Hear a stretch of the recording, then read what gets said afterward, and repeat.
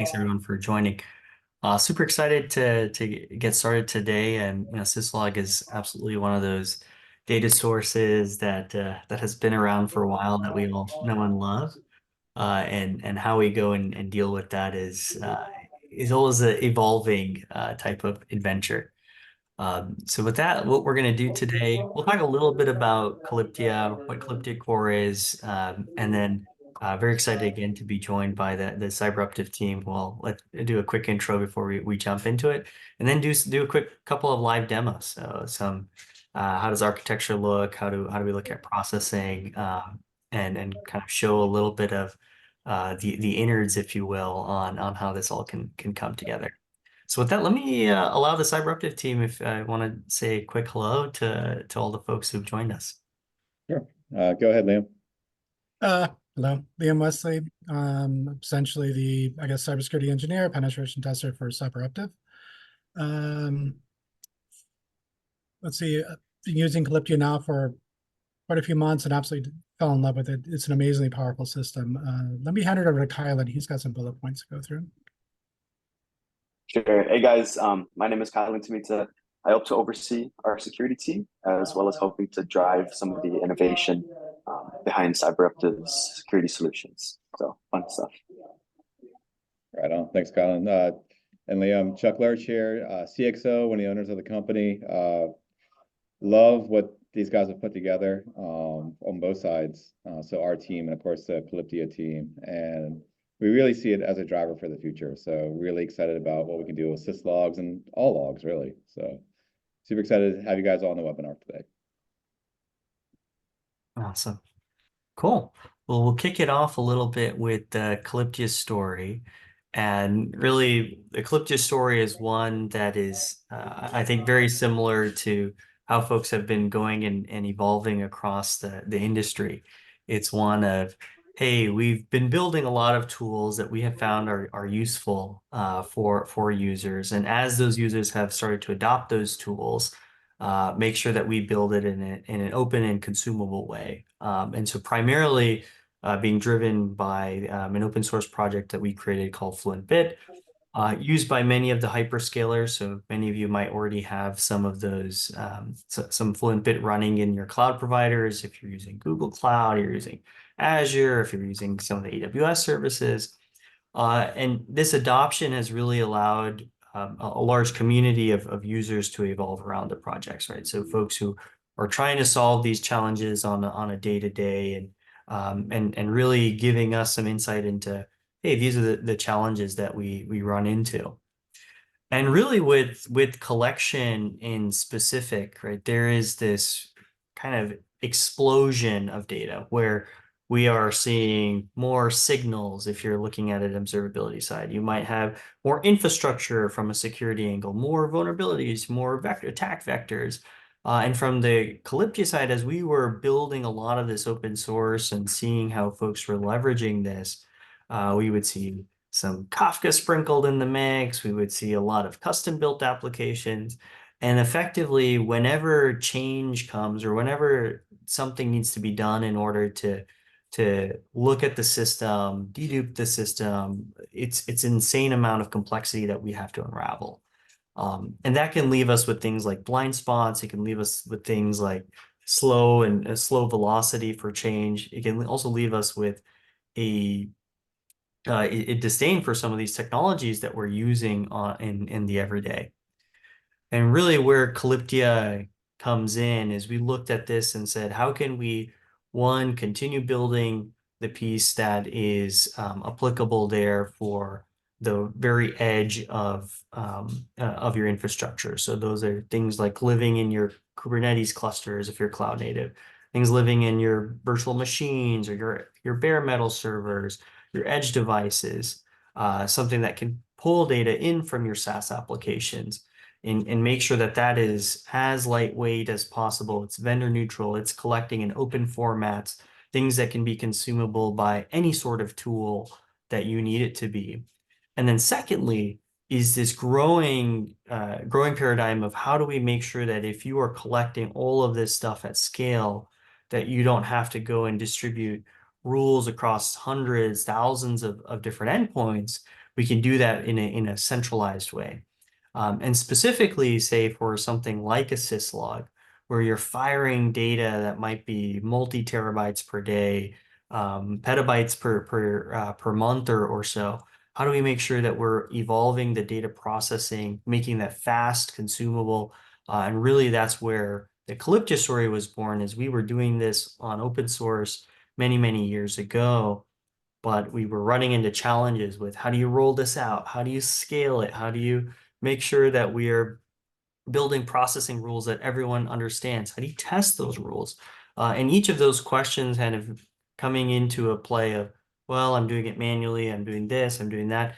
How do we automate that and make this really seamless and frictionless for users to get value from?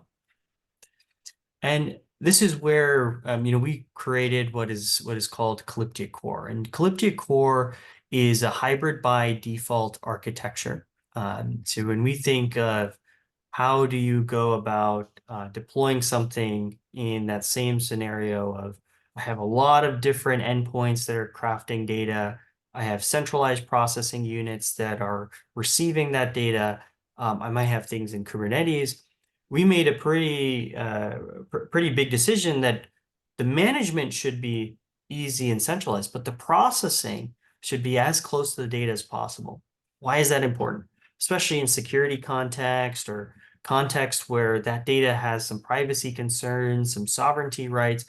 If you can build that processing as close to the data as possible, it also helps with things like egress charges. So you're not routing out to a cloud service and then back down into maybe your own private data center. And third is it gives you this ability to have multiple data planes. So you might have 5 different regions, 5 different data centers. How do we make sure that you get a centralized control view of that or management view of that? And you can do the processing for each of those data centers as regional or as sovereign based as possible. Now, Calyptia Core, of course, also has a full UI. It has plugins to many different services. So whether those are agents that are pushing that data, so of course Fluentd and FluentBit, but things like Splunk Universal Forwarder, Beats, Logstash, Telegraph, others that can fire that data off and receive. Second is SaaS services. More and more in a security context, what we are finding is we take dependency on identity and protection services like an Okta. And we want to make sure that from an Okta login perspective, that the folks who are joining or logging in or doing MFA, multi-factor authentication, we have visibility. We don't have a blind spot because we've all of a sudden adopted a SaaS platform. Of course, things like cloud storage, so things like Amazon S3, being able to pull from that. We're finding some great use cases where folks are putting a lot of data into a security data lake or a data lake. And if you want to bring that in, maybe at a corner piece or a small subset of it into a highly efficient columnar store, high search ability, that becomes another area that we can do that. Last but not least is the fleet management side. So again, because this is a full platform, it's not just about the centralized processing, but also the fleet management. So things like your Kubernetes clusters, Linux, Windows, Mac OS if you're using clients, and then having a bunch of these plugins out of the box, right? Having the ability to pull from many of these well-known sources and route to many of these well-known sources. So next I want to go through a little bit of, from a Calyptia core side, what are some of those areas where when we think about what is useful with something like a Syslog, why is having a system that is hybrid, that contains a pipeline, that contains fleet management very useful? And that comes into something like scaling. And especially with something like Syslog, you could think of a firewall. And every time you're in a network boundary, you have folks logging in, you're generating events. Anurag just logged in to the corporate firewall. I just got a request from the corporate firewall. Someone sent out a request from inside the corporate boundary. All of those things are getting logged and contain really vital information.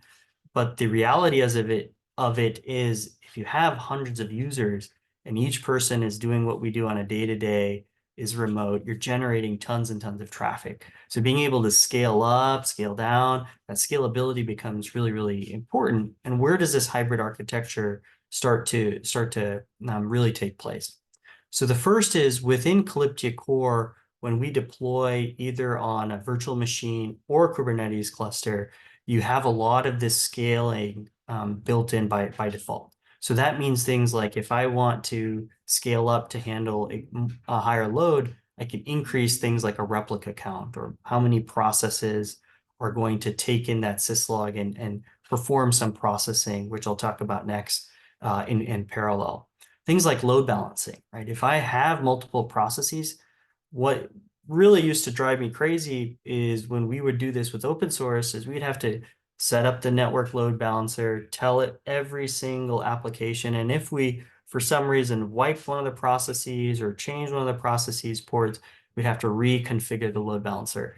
Here, we're kind of taking care of all of that for you. So from a pipeline perspective, you can add as many processes as you want, have that load balancing, which is definitely useful in the syslog context where maybe the daytime you get a really big spike of traffic. The nighttime, it's not so much.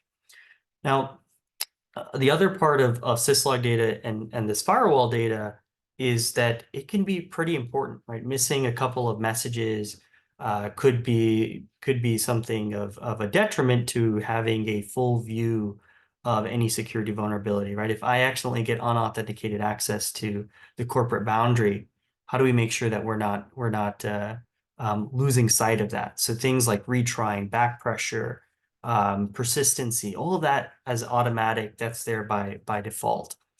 So making sure that if you have some of these requirements, all of it gets taken care of. And last but not least, from an operational side, yes, we have user interfaces so you can easily discover, but if you want to automate this, you want to plug it into a continuous integration deployment system like a Jenkins, a GitHub, make sure that it's very, very seamless. And last, as something that collects observability data, you want to make sure that you are also providing observability about your pipelines and how these things are routing. So if something goes wrong, or maybe you're hitting a license limit, you have the ability to quickly understand what happened, why it happened, where it happened in a pipeline perspective. So real quick, I'll talk a little bit about processing here. And when we think of A to B, it's easy to think of scale and how do we make sure that all of this happens without any impact to our systems as efficient as possible, right? We're sending terabytes a day. We want to handle terabytes a day without spinning up 100 servers. That's not going to make our burden for management and operations go down. So if we have one server can handle terabytes a day, amazing. But what can we do besides just A to B? It's this processing piece, and this is where a lot of the demo today is gonna take into effect. And when we built this UI, going back a little to the story of Calyptia, is we had always had multiple screens up. We would type something in maybe one screen. We would run some actions, and then on the other screen, we'd see if does it match exactly what we expected. So we tried to replicate that within the Calyptia core UI. And so we've built a lot of these out-of-the-box rules, things like redaction, blocking, enrichment, aggregations, sampling, making sure that we have a good view as to all of those things that we're constantly giving advice for open source users on how to go build. Here's some forms you can fill out and get good use out of it. The second is out-of-the-box templates. So if we have good best practices, you found a really cool way to go perform a particular action, we can share it. You can use that, import it in, enable it in your pipeline. This also works really well for things like major devices. If you have like an ASA, a Barracuda, Palo Alto, CyberArk, these things that come to mind is we have a lot of these ways to go and plug into the regular expressions that you might need for parsing.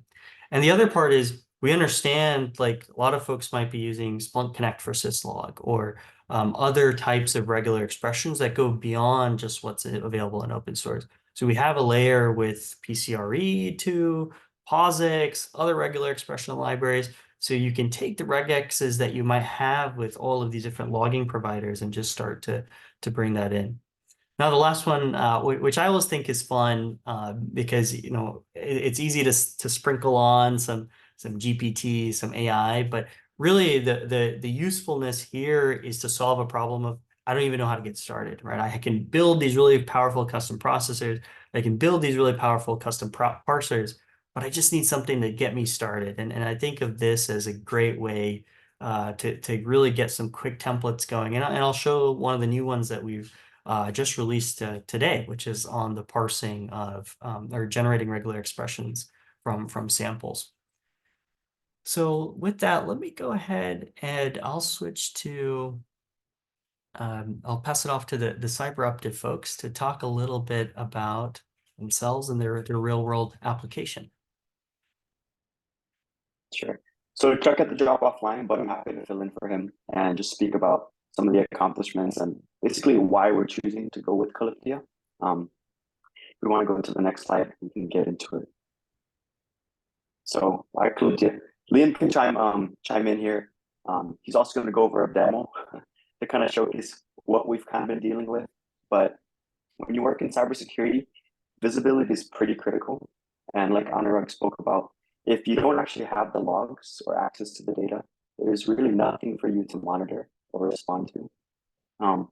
Even if you do have the logs, if there is a significant delay, then your response is delayed as well. So for Cyberuptive, it was critical for us to be able to get the logs, ensure that the logs had everything that we needed, that it was parsed nicely, and to get it in a quick fashion. And so for us, when we found Calyptia, we were like, this is it. And we went all in with it. And so we're super stoked about it. Some of the accomplishments that we've had with Calyptia is we're starting to slowly, gradually push it out to our clients. And that's been actually feeding our logs into our SIM, so our security stack. And it's been cleaning up those logs and basically allowing our team to respond and monitor more efficiently and effectively. And so our clients have been loving it. We've been loving it. And it's just been really cool to see the data be really clean. But one of the most important things for us is to control our data journey, right? As a cybersecurity firm that provides cybersecurity services to companies, if we can't do our job properly, then we can't protect our customers. And so what's critical for us is to be able to control everything that's at our core, which is the data, the logs. And so to be able to parse it nicely and to have that come in at real time allows us to really dictate, hey, we can provide top-notch quality security services for our client, even if the vendor isn't necessarily sending in their previous logs. And I'll kind of get into that later in the next slide. So let's do it. Okay. So we've been leveraging Calyptia for about, I would say, 6 months now. Liam has had his hands on it for about 5 or 6 months. And we've seen just a huge upside potential of what leveraging a technology like Calyptia can do for us, right? It allows us to pre-process data, to manipulate it, even to enrich the logs before it even gets to our final destination. And it can do this for whatever format we want. So whatever format the vendor is going to send to us, we have the ability to pre-process it, enrich it, and manipulate it. So when it spits it out to our destination, it's exactly the way that we want it. But I will say one of the magic things about Calyptia is that it can consistently do it. So you build the pre-processing rules and you plug it in for the configuration. And once it's flowing, all the logs that you end up getting in your destination is going to consistently be like that. So it's something that we can rely on to help us build our tech stack and to ensure that the logs that we're getting and we're storing is going to be top-notch, parsed, clean, and it's going to allow our system to correctly run our rules and the servers and the AI against it and allow us to decrease false positives, increase our effectiveness and efficiency. So we're super stoked on it. And we love it. But with Calyptia, you're able to deploy on-prem or also in your cloud environment. So you have full control over the core instance. And what this allows you to do as well is send Syslog straight from your source to the Calyptia core instance without your data necessarily being visible to the public internet. So you feed it from the source to the Calyptia core instance, and from there you can pipe it to your own destination. But the nice thing about it is that it's within your own network. And thanks to Calyptia, so we can go back one slide. Yeah, and one more thing, and then I'll pass it off to Liam. But no matter the workload that you're working on, you can rest assured that Calyptia will be able to handle that sheer amount of data that you're working with. So at Cyberuptive, we have probably 30 to 40 clients, and we're generating about 225 million events per day. And we're sending that to our final destination. So it's a massive amount of data that's flowing through Calyptia. Our plan over the next 6 months to a year is to get all 225 million events flowing through Calyptia. So we're going all in with it. But our goal is to phase it out like that, which will greatly enable us to do amazing things with that data. But it just kind of showcases the flexibility of this technology. Granted, we're feeding in a good amount of data. And then, as you can see in the Syslog below, and the next slide, Liam's going to kind of go into it.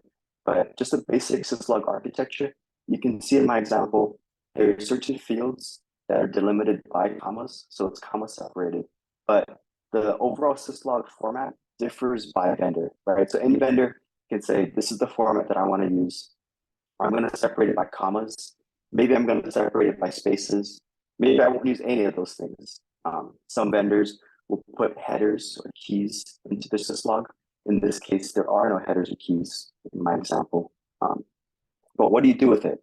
You know, if these vendors are going to send you different formats, you need to be able to interpret all of those things and parse that data so that your end destination system can leverage that data and do what you need with it. So I'm going to pass it over to Liam. He's just going to walk over what a before and after of some of our high-level parsing looks like.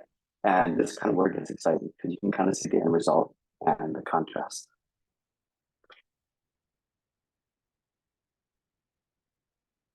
Oh, Liam, you're muted. Notice that. Yes, essentially, we're kind of at the mercy of the SIM a lot of times for the data that's being sent in. That data has to go through a tree of, or a series of trees of XML to match the patterns and then produce the results. That is very inefficient and it doesn't always work.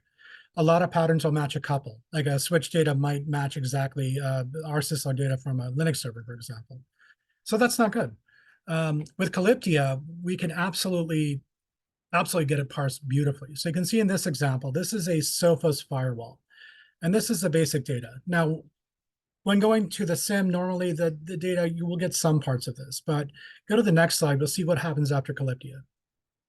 Perfect data separated into key value pairings that match the taxonomy of the SIM beautifully. And that's real time. So that's the Sophos firewall. If you go to the next example, okay, what is this one? Oh, that's the Sophos. So that's before and after. Okay, now this one, this is interesting because this is Global Protect. As Colin had mentioned, there are no keys with this. You can inject them in the firewall. There's a process for that, but basically this is what the syslog looks like coming out of it. With Calyptia, I'm actually able to add keys to this. So if you go to the next slide, perfect. We've got key value pairing with data that had no keys. Again, Power Calyptia, this is done in real time. All data sent here will come out perfectly. To the next one, please. Okay, and this one we have, oh, this is a Global Protect again, and this is all three. So the final one, or the next one, excuse me. Oh, that's it for the slides. But that's the idea essentially is we would have data coming in. And to give you some background, when this data comes in, this is really important data. So we have firewall data, for example, and if it's not being perfectly parsed by the SIM, we'd have to write them in XML, which has to match the pattern perfectly, which is a ridiculous task because that's like unknown numbers of patterns you have to write. Calyptia, you can really tune this down perfectly. And then the beauty of it too is we can have data that we know for sure from a security perspective we don't need. So we know that a firewall's blocked or denied data or geofenced it. We don't need to see that coming into the SIM because the SIM will automatically create these intelligence alerts because it sees IOCs, be it an IP or a domain or whatever. So having that data dropped beforehand not only lessens the amount of data you're being charged for, but it also frees up your SOC team from dealing with false positives and allows them to focus purely on actual SOC work. And Calyptia has just absolutely been a godsend. So with that, pass it over to to Anurag. Awesome. Thanks so much for going through the use cases and showing a little bit of that before and after. I think that's always very, very useful is when we think of, hey, I have a bunch of raw data. How do I make sure that it gets parsed and transformed in a way that's going to be most useful, right? If I don't have it in a useful way, I can't alert on it. I can't graph it. I can't visualize it. And the SOC team might not necessarily be able to leverage or use that data in a useful manner. So by doing this type of transformation in real time with all the raw data, we really get to dive into some of that. So what I want to do next is I'm going to just talk a little bit about some of the other architectures we've seen with Syslog, and then I'll show you a live demo of all of this working along with some of the processing that Liam and team have done with some examples there. So first, we go ahead and we'll talk a little bit about another Syslog use case here.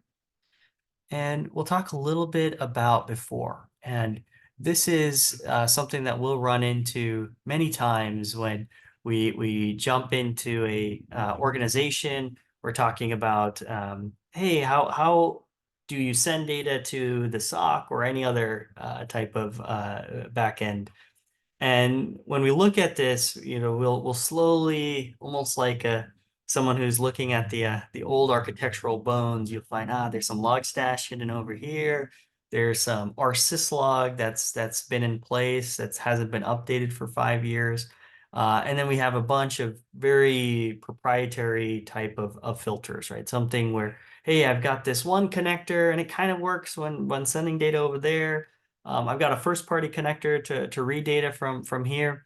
And this being one of those things where, as we've uncovered it, we see a lot of things that we have to unravel to say, hey, if I want to start adding new data sources, or I want to add new processing rules, or do some of that conversion ahead of time, it becomes this really complex thing where you're looking and unraveling to see what part of that connection can we pull into.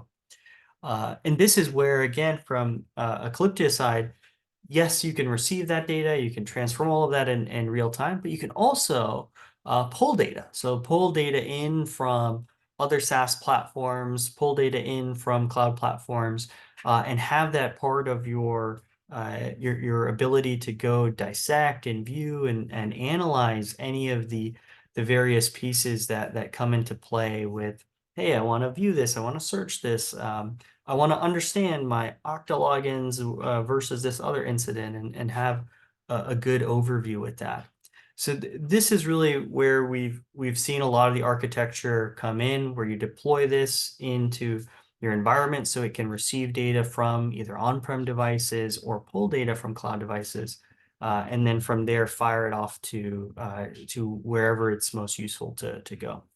So I'm going to go ahead and load up a screen here for the Calyptia Core, Calyptia Core UI. 1 second here.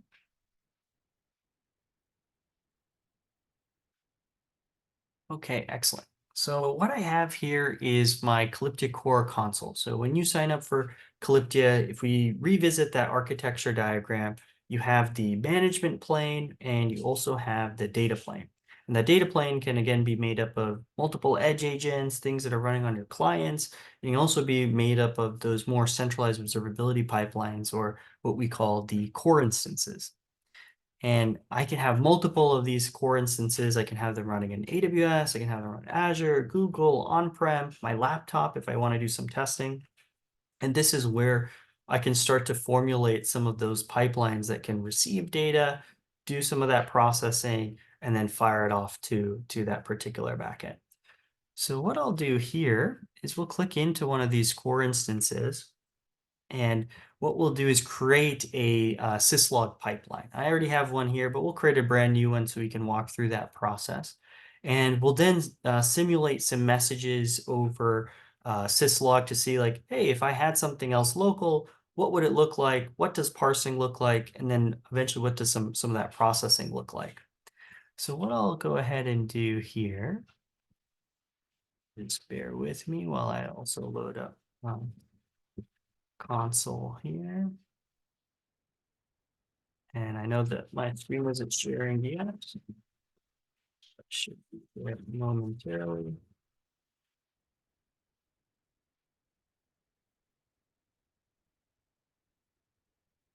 And we'll pull this thing up right now.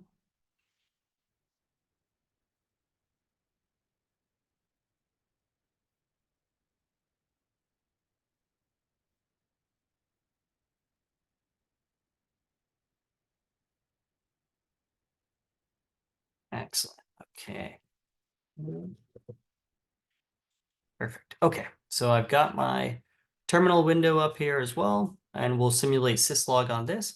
But for now, let's go ahead and create a Syslog pipeline. So this is deployed on my AWS EC2. So you can deploy it on EC2, you can deploy it on Kubernetes, and we will pretend that we have Syslog devices in that same VPC or virtual private cloud for that EC2. And I'll go ahead and create a new pipeline. We're going to call this in Syslog, and we'll say to standard out, just to give something a bit more descriptive. Now, from a service type side, everything is automatically load balanced if we choose this service type on top of that virtual machine. But if I'm also using Kubernetes, I have some additional options that I can choose as well. In this case, I'm using EC2, so I'm going to choose the load balancer. Now, this is the main pipeline configuration builder. And as I hinted to before, this is great for discovery and some of the initial setup. But if you want to automate this, run it across hundreds of instances, that's where the command line interface and APIs is going to be really, really useful. So first, what I'll do is I'll choose a source, and you can see here, you can read from agents. We can actually, if you're doing observability use cases, metrics and traces, we can pull data from things like Kafka, SaaS providers, AWS services, Azure, Google, all of these things as things that we can pull data from if the data is present. So what I'll do is I'll switch into Syslog, and I'll choose a port. I think 5140 is already occupied on this, so I'll do 5150. And I'll choose a parser. I'll use RFC 5424. Now, parsers can also be customized, so we'll talk a little bit about that as well. And we'll choose TCP as a mode, click Save. So that'll give me my source piece of the pipeline. Next, I'll go ahead and choose the destination. So I could actually route this to another syslog endpoint if I so choose, if I only want to do processing here. I can also send to like system outputs like standard out. I'll just select this one really quick. But just to give a view of what else is there, we can send it to many observability backends. We can send it to some security SIEM backends, AWS, Google, and Azure services. And the best part is if I want to send to multiple places, it's really just as easy as say, let me go ahead and add another output. So not something I really have to contend with. Do I have to make a router ahead of time? Do I have to like duplicate the streams? One of the really nice efficient things about how Calyptia Core does data is all our learnings from the Fluent ecosystem over the past decade, we've auto-optimized how multi-routing works. It's very similar to a Kafka. You don't copy the data 100 times, you just have the data in one place and 100 things subscribe to that. So here we can add as many outputs as we really want from that single source of data. So I'll just go ahead and I don't have an Elasticsearch or OpenSearch cluster there. So I'll just use something like Syslog and standard out. Perfect. So that's going to go out and create into the management plane. We'll say I have a brand new pipeline that needs to go be deployed. The data plane, which is on-prem or in my virtual private cloud, has a pure outbound connection to the management plane. It finds, yes, okay, I have a new pipeline I need to go spin up. And then it will go and start running within that infrastructure. We can see we now have the endpoint that's within that VPC ready. And I have a quick pane to view what's going on in my pipeline. So if I want to see, hey, what's happening, what's going on, I have that visibility here as well. And this is going to be really useful when we talk about standard out because it'll print out to this console. So what I'll do next is we'll take this endpoint and we'll go back to this EC2. Let's increase the size here a little bit. And within this EC2, I'm going to use the logger command. Now, the logger command mimics a syslog message. I'm going to use -n to symbolize the host. Oh, I don't want the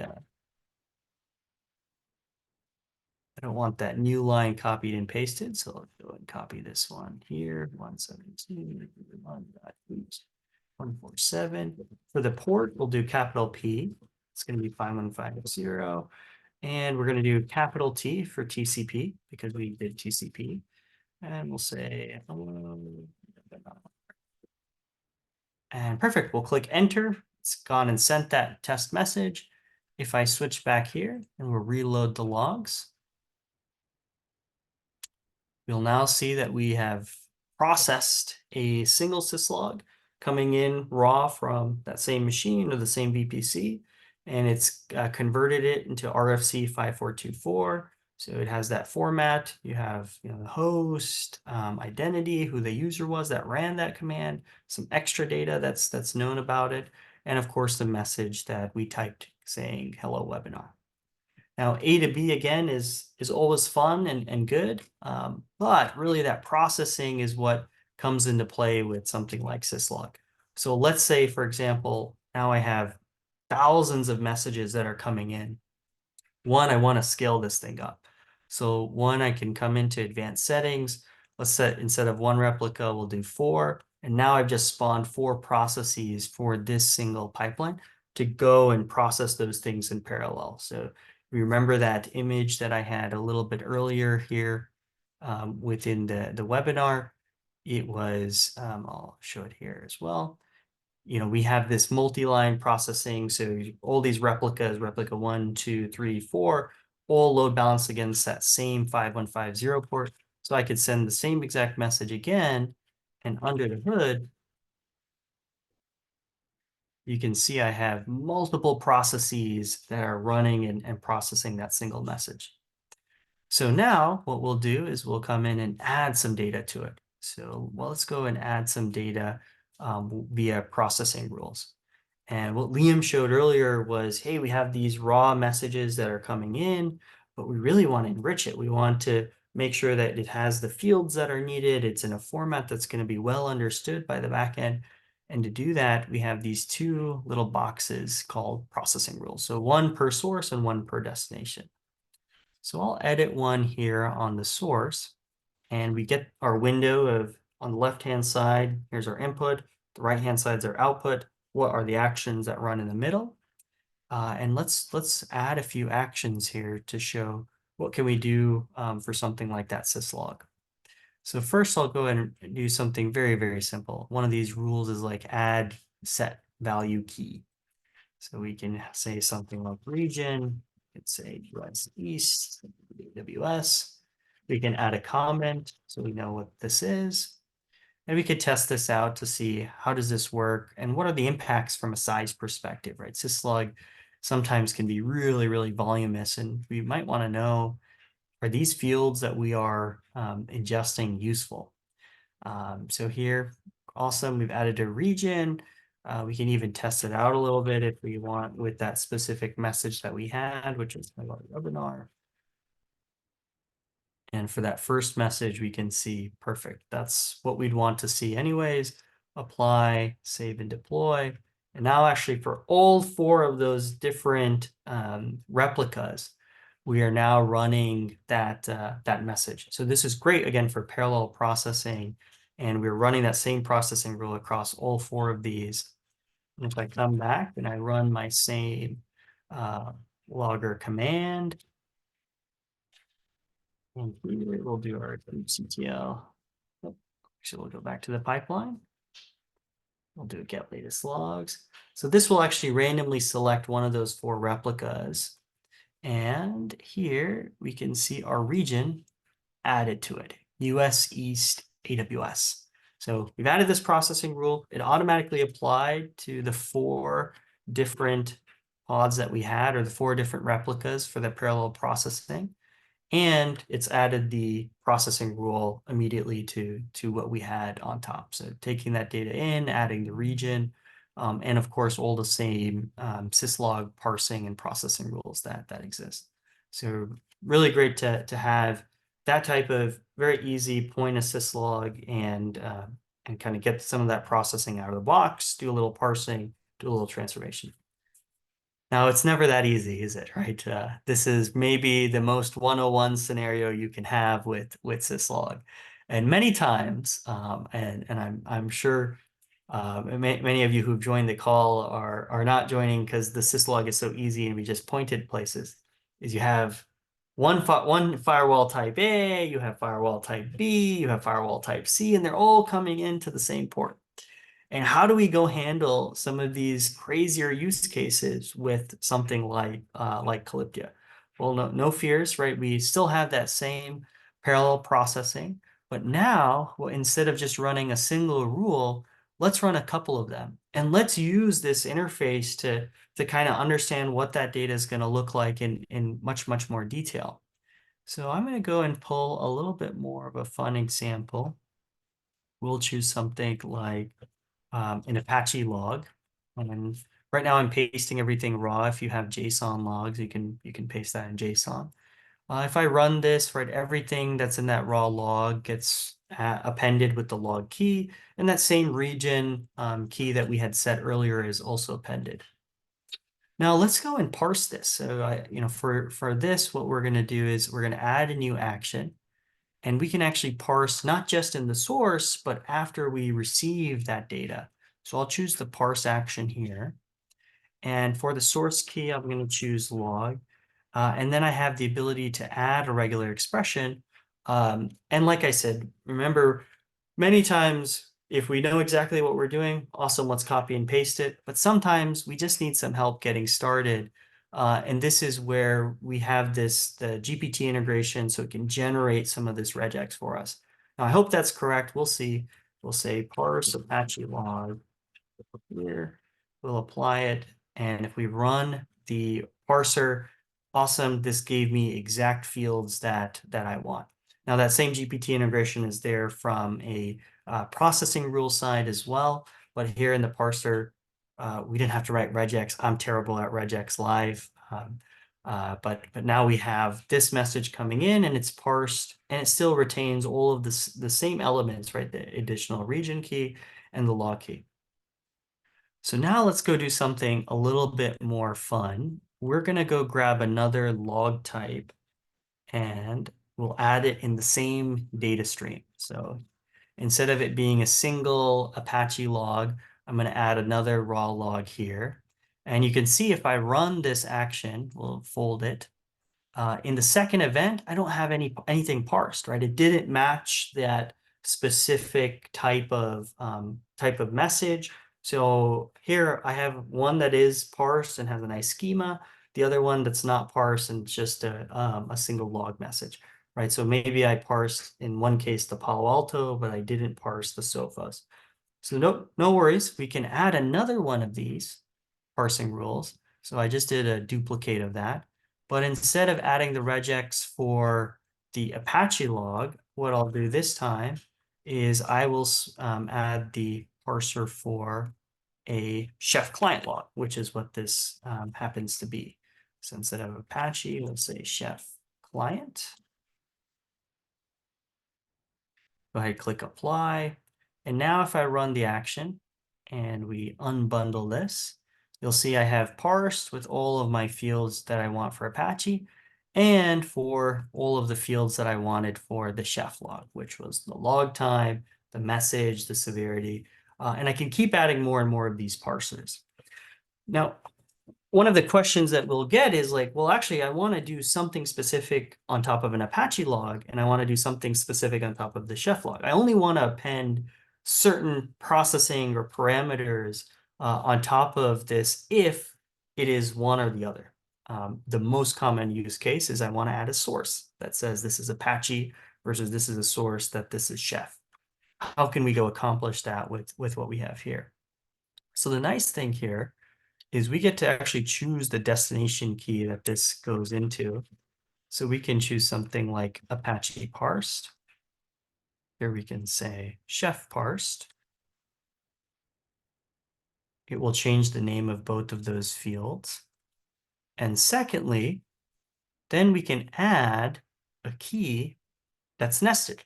Now, because we are taking in raw logs that are all syslog based, and we're building some formats out of it, right? This log and key, this key value pair of log and message, we can actually use that to our advantage. So here I can say Apache parse, and I want to add a new key called source, and that value is Apache. And if I run this, on top of this Apache parsed log, I now have this source that says Apache, line 9. And if I go back here to this other chef parse log, I don't have that same source. So we can now duplicate the same thing, but instead of only applying it to Apache parse, we're going to apply it to chef parse. And we're going to say the same thing, but here instead we'll say chef, apply, and run the action. And there we go. Now we have source, the same exact key for both of them, Apache and chef, all coming in through the same syslog port, right? Simulated by just copying and pasting multiple different types of logs into the input stream. And now I can do a little bit more shaping, right? We don't necessarily need this log field anymore. So I'll go and add a delete key, for example. I'll just delete the log key. I should be adding comments, by the way, but I'm not. I'm being a little lazy. That's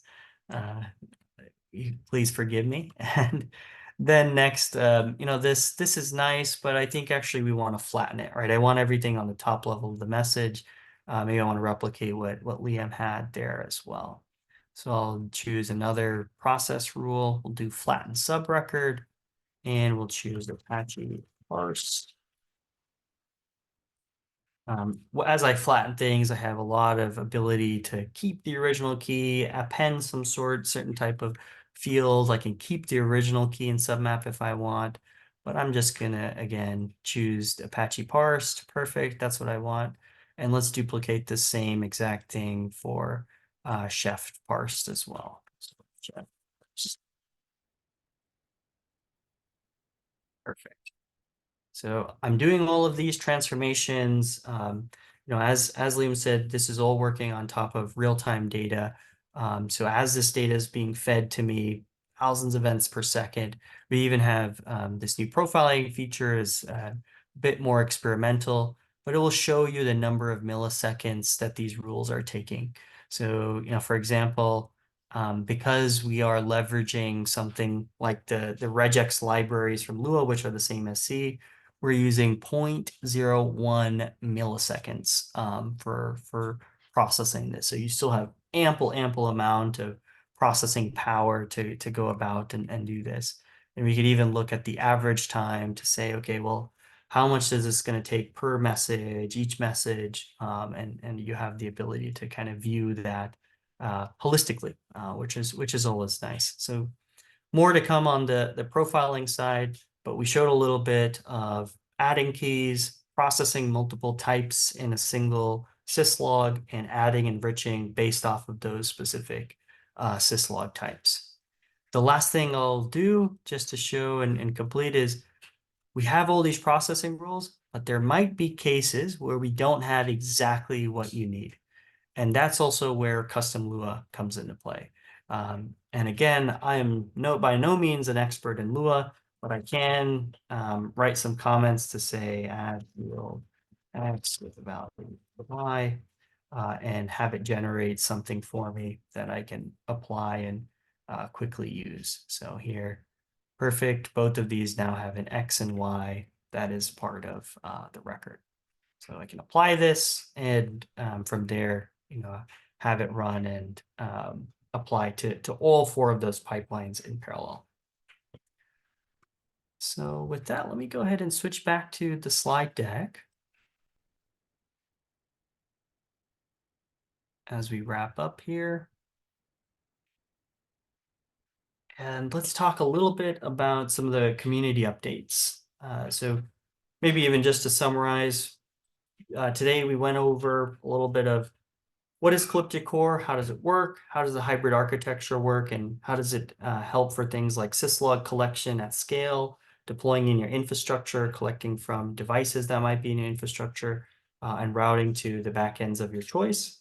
How do we scale it up? We showed a demo of it. We showed some demos of processing, and the great team here at Cyberuptive joining to talk a little bit about what outcomes they've been able to achieve, as well as the transformations that they've been able to enact on some very, very complicated Syslog, right? Sophos and Palo Alto. I think the number of fields there is always impressive to me.